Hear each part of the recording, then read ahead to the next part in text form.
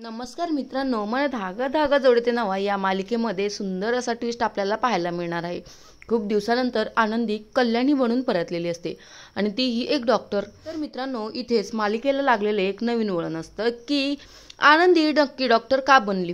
तर ज्यावेळी सार्थकच्या बाबांचा ॲक्सिडेंट झालेला असतो आणि त्याच्यामध्ये मनोजचं नाव दिलेलं असतं, तेव्हापासून मनोज हा खूपच वेड्यासारखं करत असतो, अगदी वेड लागलेल्या माणसासारखं। आणि त्याच्यामुळेच आता मनोजला नीट करण्यासाठी आनंदीकडे हा एकच पर्याय होता, ते म्हणजे स्वतः डॉक्टर होणं।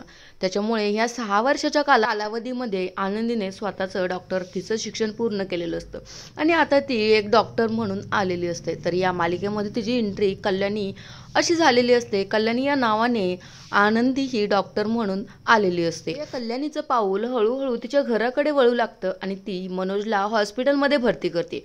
ज्यावेळी मनोज हॉस्पिटलमध्ये जातो त्याच वेळी आता या गोष्टीची लिंक सुखदाला लागते। सुखदा मनोजला भेटायला जाते, त्यावेळी सुखदा आणि आनंदीची या दोघींची भेट होते आणि त्याच वेळी आता सुखदाला सर्व सत्य समजतं आणि हे सत्य सुखदा सार्थकला सांगणार की नाही हे पाहणं रंजक असणार आहे।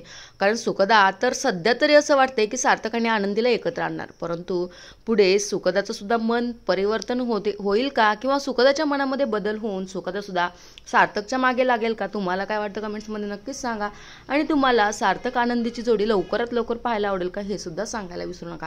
तर अशा प्रकारचा मालिकेचा पुढील अपडेटेशन किंवा कथन असणार आहे, तर नक्कीच पाहूयात या मालिकेचं सर्वच कथन याच चॅनलवर। तोपर्यंत धन्यवाद।